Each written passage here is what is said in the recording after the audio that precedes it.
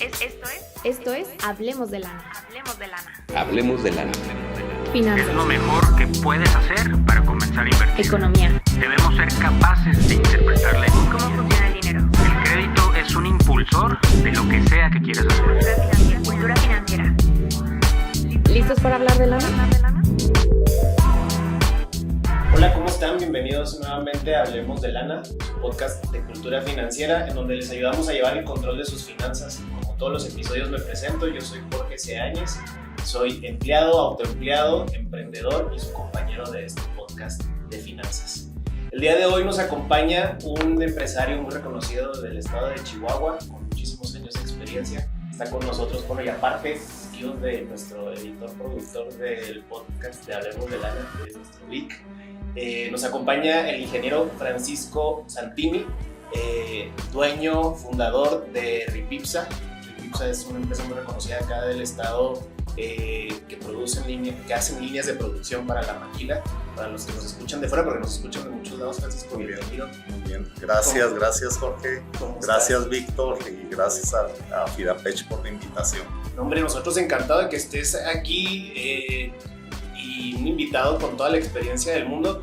Te decía, nos escuchan por todos lados, ya incluso hasta hemos tenido invitados expertos desde España, que nos escuchan por allá, para que conozcan un poquito el estado. Pues digo, se representa mucho porque su actividad económica de las principales pues es la manufactura, y Ripipsa es proveedor de líneas de producción para toda la manufactura acá en el estado de Chihuahua. Ingeniero civil, ¿sí? Así es, sí, ingeniero civil. Tengo un poquito de tu reseña. Fuiste en algún momento presidente de Canacintra y consejero de FECHAC, ¿sí? Sí. Actualmente eres presidente del Centro de Responsabilidad Social para el Desarrollo Sostenible e impulsor de la Iniciativa México Digno y consejero del Pacto Mundial de las Naciones Unidas de México. Así es. Les digo que toda la experiencia del mundo, y nosotros encantados de tenerte acá en Hablemos de Lana. Si nos platicas un poquito de tu experiencia, es tu espacio para que la gente, mientras hablamos de lana, pueda entender un poquito de finanzas, Francisco. Así es. Bueno, mira, yo empecé con esta empresa junto con mi hermana hace 33 años, ya este año cumplimos 33 años, pero por supuesto que soy un emprendedor como tú, como Víctor, como la gente que nos escucha, porque muchos emprendedores tenemos la misma historia. Muchas veces iniciamos con un sueño, iniciamos con poco dinero la mayoría de las veces, y es una carrera o un camino largo al que avanzamos. Hablabas de que somos una empresa de Chihuahua. Bueno, somos orgullosamente chihuahuenses en nuestra empresa. Sin embargo, a nivel nacional, en el tema de manufactura, estamos presentes en las principales ciudades de manufactura, en Tijuana, Ciudad Juárez, Nogales, Hermosillo, Chihuahua, por supuesto, Saltillo, Monterrey, Tamaulipas, en la Ciudad de México y en Puebla. Tenemos ya presencia nacional con más de 250 colaboradores que están dentro de la empresa. Sin embargo, todo inicia como cualquier empresa, ¿no? O como muchas empresas. Iniciamos 2 personas, insisto, mi hermana y yo, y fue una mezcla interesante. Primero te comento, y hablando de finanzas, porque ella es contadora, yo todavía estudiaba ingeniería, y desde que iniciamos tuvimos una disciplina financiera que en un inicio ni yo la entendía bien, pero yo era el vendedor y ella era la contadora, éramos 2 personas. Y bueno, es un emprendimiento que nos llevó por diferentes industrias. Iniciamos con la industria pesada, minas, cementeras. Después vimos que, como tú mencionas, que somos un estado con una gran cultura manufacturera, con una gran industria manufacturera. De hecho, yo no me gusta ya decirle maquiladora, ¿verdad? Porque yo creo que ese concepto ya pasó de ser maquiladora a ser manufactureras ahorita, a industrias sofisticadas, muchas de ellas. Y bueno, ese fue nuestro enfoque desde hace 30 años aproximadamente el dedicarnos a este tipo de industria, y actualmente, a lo mejor estoy iniciando por el final, pero actualmente nuestro plan y nuestro trabajo está en internacionalizarnos. O sea, tenemos una filial en Estados Unidos y realmente vemos un gran crecimiento y una gran oportunidad para los empresarios que podamos hacer algo en Estados Unidos. Es un gran mercado. Hablando de manufactura, es un gran país que aún tiene muchísima industria. Es un gran país donde, si ahora estamos hablando del nearshoring y de que está llegando inversión a México, a Estados Unidos están llegando 8 veces más inversiones de las que llegan a México. Es un país que se está reindustrializando y nosotros somos sus vecinos y lo tenemos aquí a un lado. Sí. Es parte de la historia, te digo, a lo mejor me fui desde un principio hasta el final, pero de ahí podemos iniciar la plática. Regresándonos un poquito a lo que nos dices que tuvieron esa disciplina financiera, sí. Platícanos un poco cómo es esta misma. Hace unos episodios nuestro experto en finanzas nos platicaba la importancia de que desde niños los papás procuren enseñar y inculcar esa importancia a las finanzas a los niños. Tiene que ver con esto, cómo fue o sí. Sobre la marcha. Luego también nos ha pasado que muchos emprendedores nos platican, yo me aventé como el borras y con lo poquito que tenía ahorrado. También que nos platiques de dónde es que surge este capital, por qué es el interés por emprender y desarrollar esta actividad.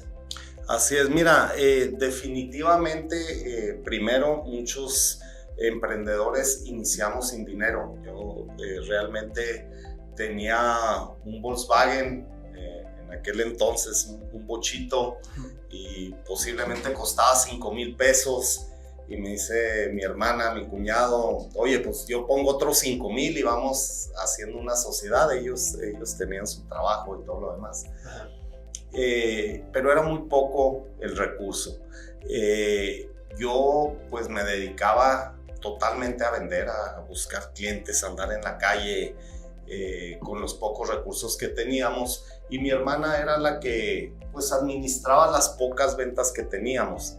Pero la importancia que te menciono de las finanzas es que desde un principio cada mes me tenía unos estados financieros, un estado de resultados donde me decía cuánto vendimos, cuánto nos costó, cuánto gastamos, cuánto ganamos y cuánto nos quedó.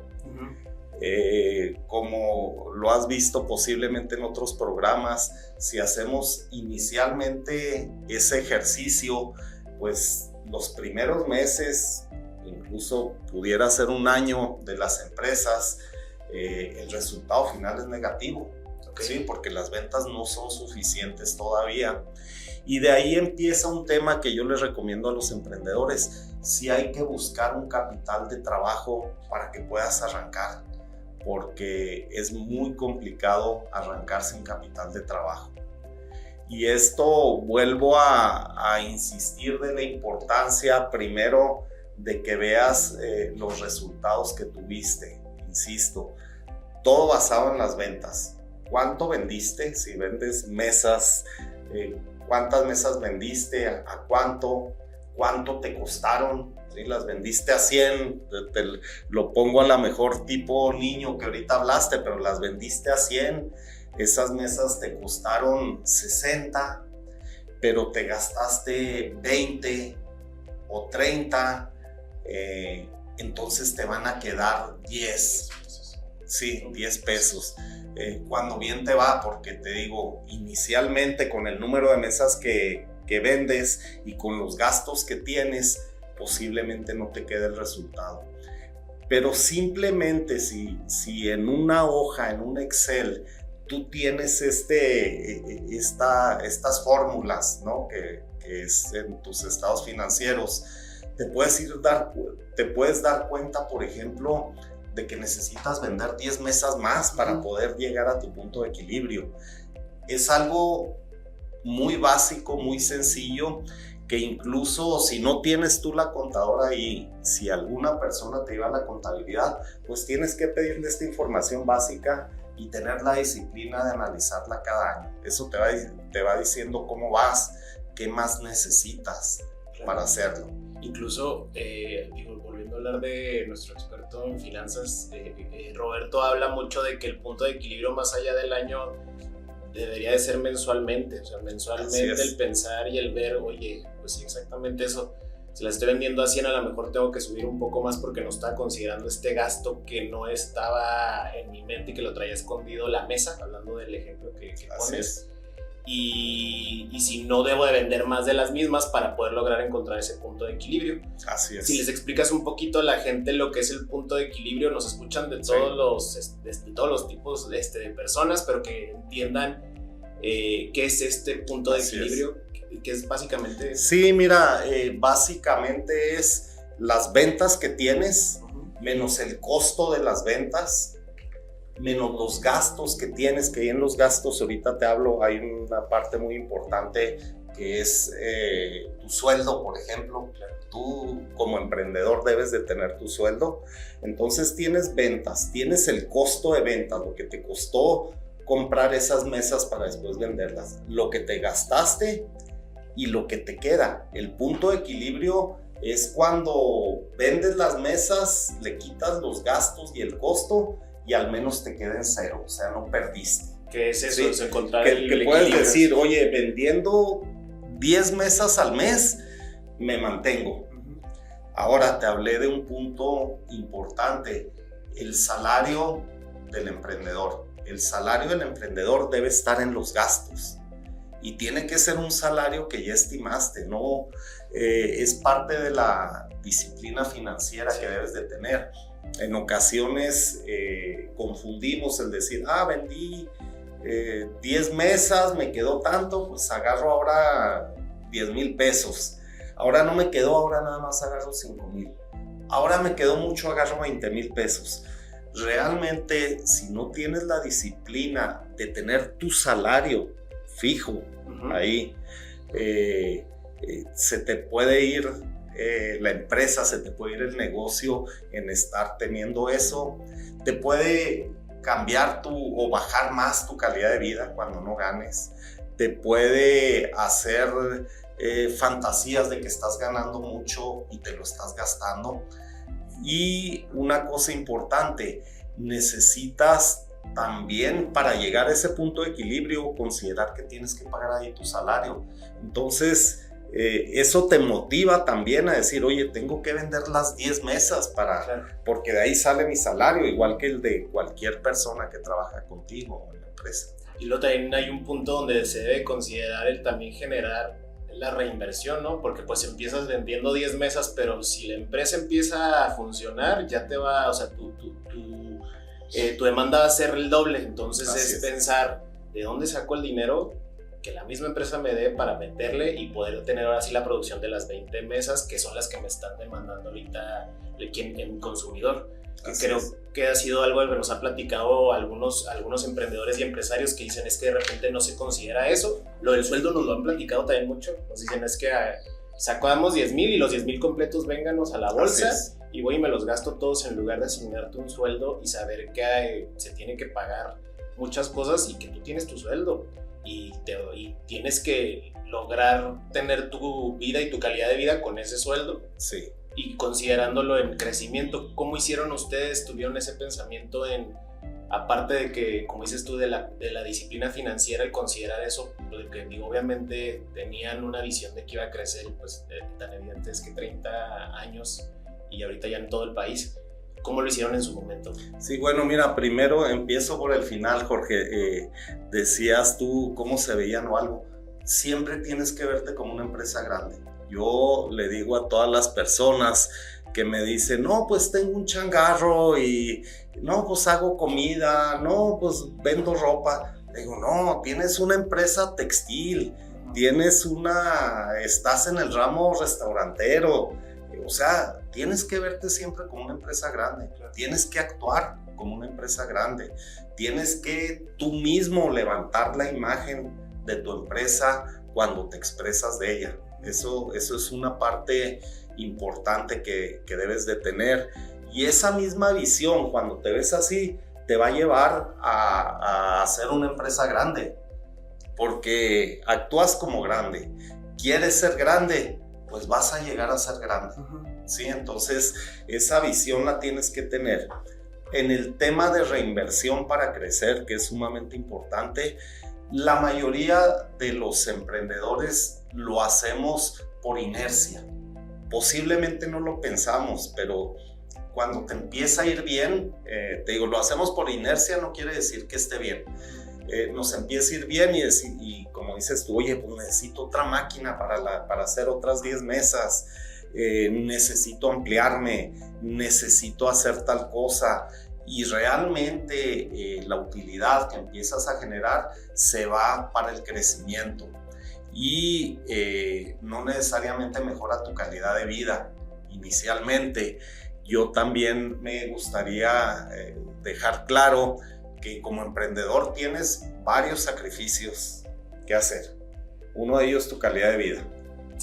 Eso coincide y ha sido el total de nuestros invitados, que todos hablan de eso mismo, que es pues sí es un sacrificio, sí, pero todos hablan de que reditúa, hablan de que al final los empresarios que hemos invitado y emprendedores han logrado que sus empresas se posicionen. Todos han tenido también algunos fracasos. Hablan de, pues, por más ganas que le metas, de repente, por no tener esa consideración y ese respaldo financiero en mis estados de resultados, en mis finanzas bien estructuradas y en un presupuesto proyectado al saber para dónde voy, cuánto es lo que tengo y lo que puedo gastar y lo que me va a generar, y se les ha venido para abajo sucursales, proyectos. En el caso de Ripipsa, no hay alguna experiencia que haya sido, pues aquí lo hicimos de tal forma y no nos funcionó. Sí, mira, definitivamente yo creo todos tenemos algunos tropiezos o fracasos que, como cualquier empresa, es un riesgo. O sea, esto es un riesgo. Hay cosas que por más que planees financieramente, comercialmente, puede que no funcionen por algún. Ese es algo que les reconozco yo a los empresarios, a los emprendedores, que siempre están en un constante riesgo, que su capital, que su casa, que su negocio siempre tiene un riesgo, siempre está corriendo un riesgo. Por eso es que yo considero que los empresarios pues tienen una labor social muy importante, porque no necesariamente es porque están ganando dinero, están arriesgando su capital para generar empleo, para generar bienestar, para generar derrama económica.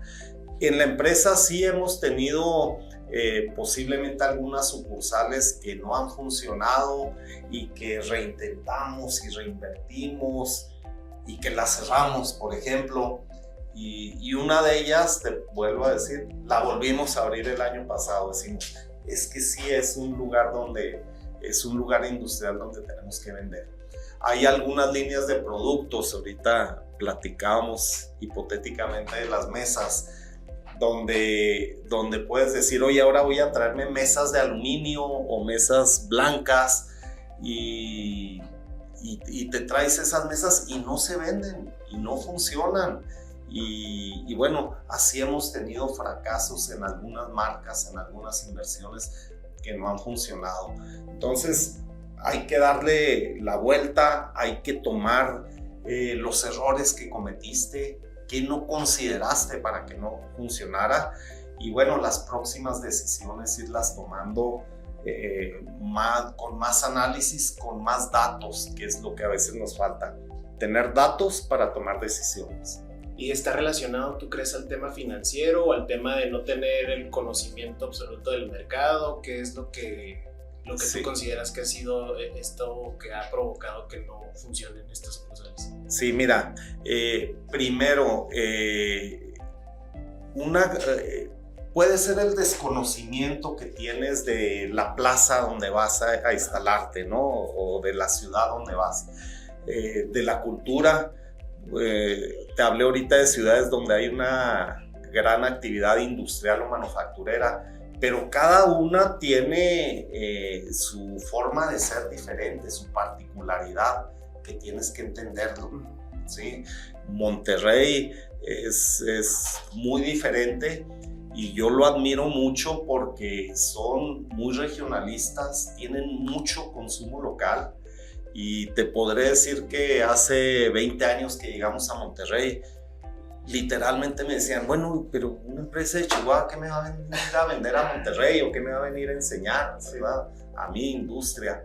Entonces tienes que entender la forma de ser, otros cómo trabajan las personas, la forma de trabajar en Sonora es muy diferente a la de aquí. Lo fuerte que trabajan en Juárez es una plaza muy diferente, muy competitiva, con precios, con todo. Entonces sí tienes que entender cada región y el producto que vas a vender y cómo lo vas a vender. De hecho, ahorita hablabas y mencionabas el reconocimiento que le das a los empresarios emprendedores. Digo, entre esos, pues obviamente Repipsa y tú, Francisco. De hecho, nosotros aquí pensamos en los empresarios y emprendedores como héroes. O sea, en realidad sí van contra un tema complicado y son los que en realidad pues mantienen esa economía del Estado. Hablando ahorita aquí del Estado, pensando en esos fracasos y en lo exitosa que es ahorita Repipsa, ¿qué son los básicos? ¿Qué consejo le darías a la gente para que, piense, esto no es que yo haya tenido y me dieron la empresa, sino tengo 30 años trabajándola y desde que salí de la carrera, desde la ingeniería, le metí a mi proyecto emprendedor y es lo que me ha mantenido durante 30 años. Sí. ¿Qué son las bases? Aparte de las finanzas, como lo comentas tú, esa disciplina financiera, ¿qué otras cosas podrían ser esas bases para que funcione? Sí, mira, primero es que debes de tener un sueño, una idea clara de qué quieres hacer, ¿no? Tienes que tener claro, posiblemente no desde un principio vas a tener el producto o el servicio ideal que te va a ir bien. Tienes que tener claro que los primeros años, y te podré hablar de 5, en mi caso yo creo hasta 10, es un tema de mucha disciplina, de bajos ingresos, de ciertos sacrificios, porque en ocasiones te comparas tú mismo con tus amigos que acaban de salir de la escuela y que tienen un empleo muy bueno, que ganan bien, que viajan, y tú lo que estás pensando es cómo pagas el fin de semana la nómina que tienes, ¿verdad? O que tienes que pagar las mesas que te llegaron, o que tienes que pagar impuestos, por ejemplo, ahorita que acabamos de tener declaraciones. Es un pensamiento totalmente diferente al que tú estás enfocado, al que están otras personas. Y a veces te confundes en decir, oye, pues estoy haciendo algo muy mal porque a mí no me va bien y a ellos les va bien. O siempre hay algunos nuevas empresas o nuevos emprendedores que te dicen, oye, le está yendo de maravilla, tiene un año y ya se hizo rico y ya se compró esto, y dices, estoy mal. Entonces tienes que enfocarte, tienes que saber que ya no hay negocios fantásticos, ya no existen, que en un año te va bien, te haces rico. Tienes que entender que tiene una curva de crecimiento y estar enfocado. El estar enfocado en tu empresa, en tu sueño, en tu producto, no quiere decir que después puedas cambiar a algo. O sea, de hecho, tienes que estar pensando. Yo te ponía el ejemplo que empecé con industria pesada, con minas, y bueno, en algún momento dije, no, el camino es la manufactura, y me fui para allá.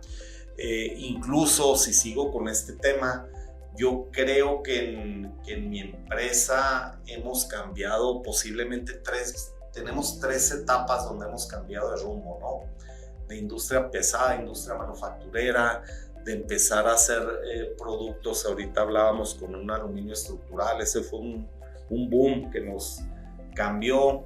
Y de la última eso nos llevó el camino y el andar ahí. Pero llega un momento en que tienes que replantear esto. Yo hace aproximadamente, seré en el 2016, 2017, dije, oye, pues tenemos 20 años haciendo esto, el producto con lo mismo. ¿Qué viene adelante? ¿Qué es la industria 4.0? ¿Cuáles son los productos que vienen ahí? y empezamos a buscar, por ejemplo, la robótica colaborativa, que es un concepto nuevo de la robótica. Empezamos a ver que la industria 4.0 era mucha información, datos, que existía la simulación, y en aquel momento decidí, oye, tenemos que tomar este rumbo, tenemos que cambiar antes de que nuestro producto ya sea obsoleto. Innovar, claro, que es así es. Sí, adaptarse, y era otra de las preguntas también, incluso ya lo estás diciendo, o sea, es ¿qué implementaciones de innovación son las que se han hecho? Porque pues obviamente de 30 y tantos años han cambiado completamente la industria y el mercado. Así es. Si nos explicas un poquito esto de la industria 4.0 y lo de la robótica colaborativa, sí. Mira, viene en la industria 4.0 es una automatización colaborativa donde colabora el robot con el humano. Ya no son los robots que veíamos en las fábricas automotrices que todavía existen, que están a 10 kilómetros por hora funcionando, soldando, haciendo todo en unas jaulas y sale un carro completo. Hoy la robótica colaborativa es un robot más sencillo, más lento, que puede estar junto al humano y que tú puedes estar haciendo un proceso como humano y se lo pasas al robot y él le hace algo de mucha precisión que un humano no lo pudiera hacer, pero es una colaboración la que estás haciendo. Tenemos una robótica móvil, que son estos vehículos o robots autónomos que andan dentro de la planta haciendo cosas que el humano pues no debería estar haciendo. Por ejemplo, hace poco hicimos una aplicación donde una persona llevaba un carro de materiales pesado surtiendo a toda la línea de producción. Sí. Esta persona recorría 250 kilómetros al mes cargando o jalando esa pieza.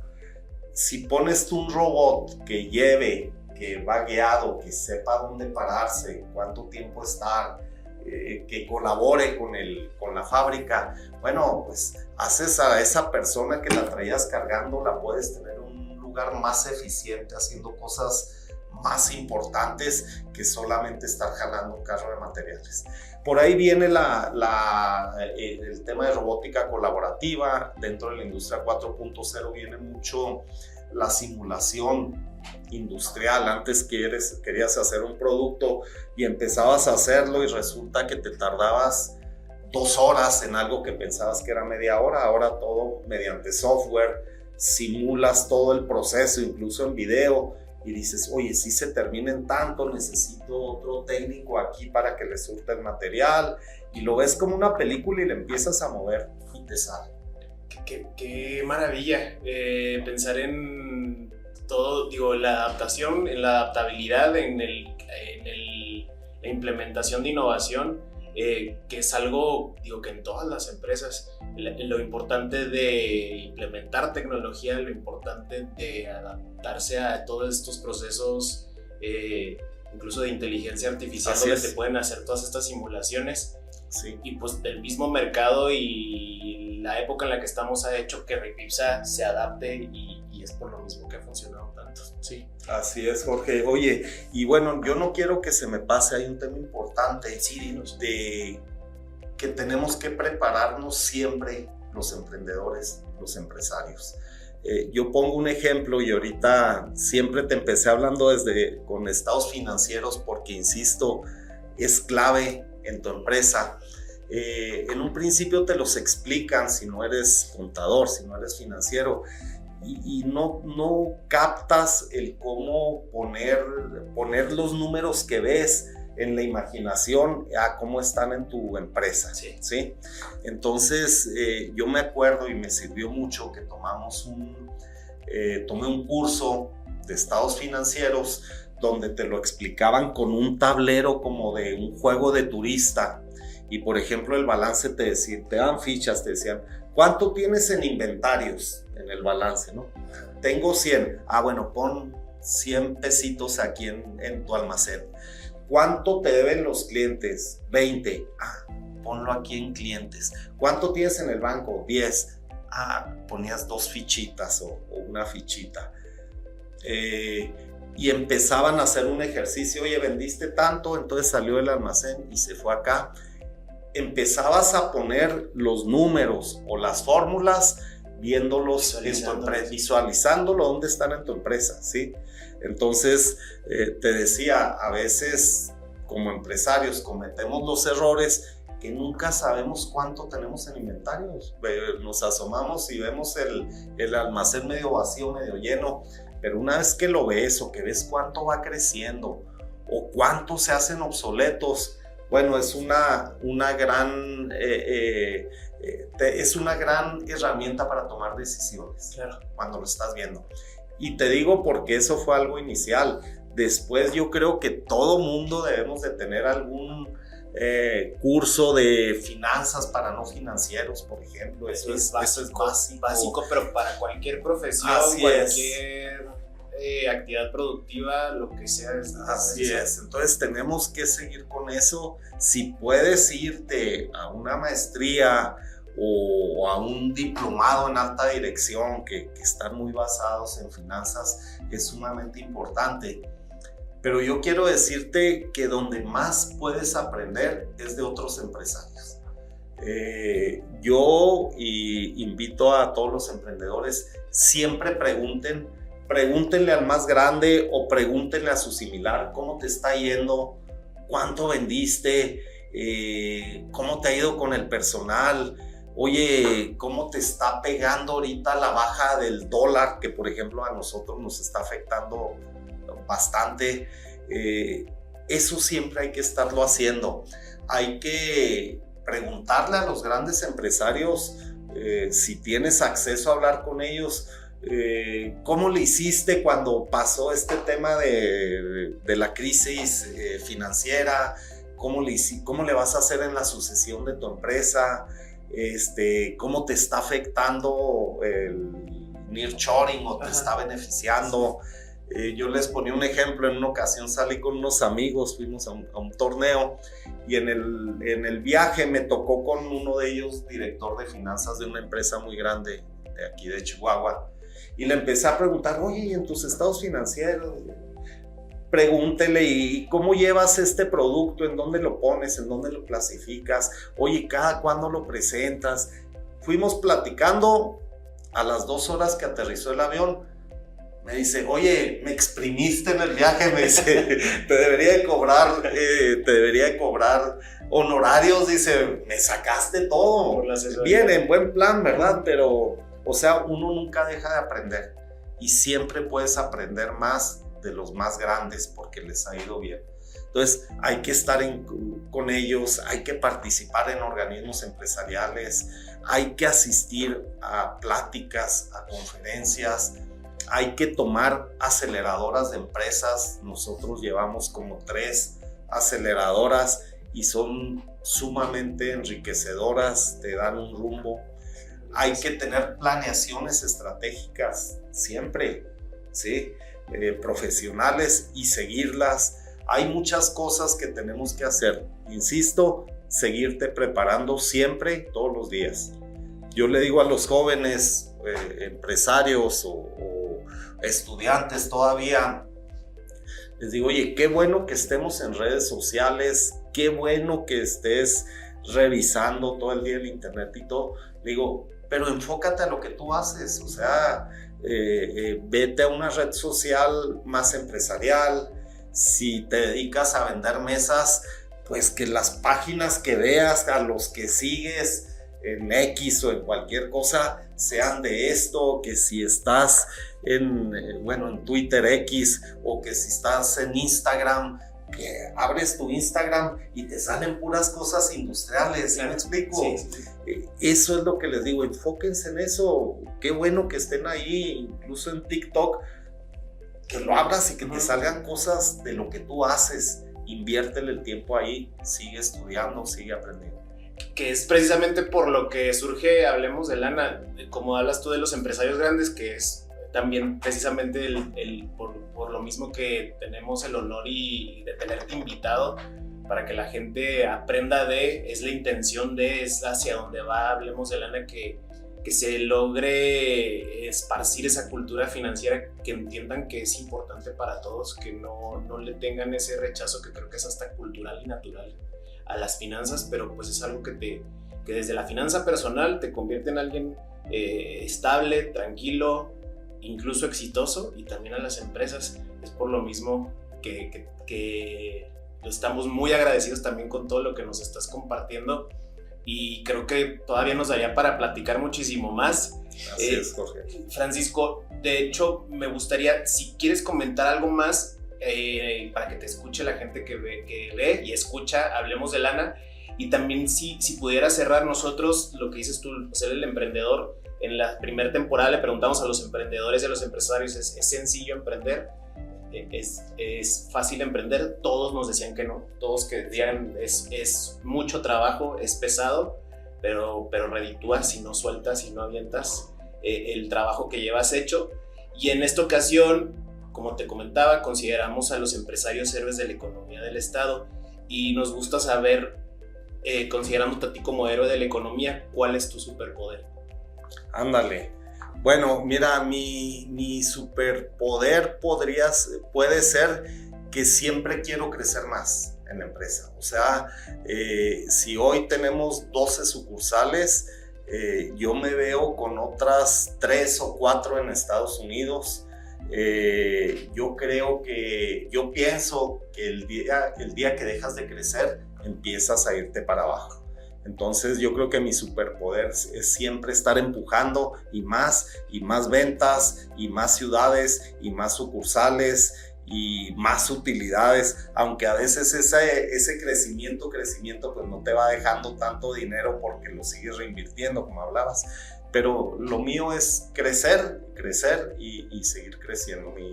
Mi visión es allá. Por supuesto que hay cosas que crecer sosteniblemente. Ahora veo muchos temas, veo muchos temas de la gobernanza en la empresa, quién me va a suceder, cuándo, ya es tiempo, ya es hora, cómo la estructuramos. Hay muchos temas paralelos a estos que siguen en el crecimiento, pero pues mi legado o quien me suceda tiene la mentalidad que vamos a seguir creciendo.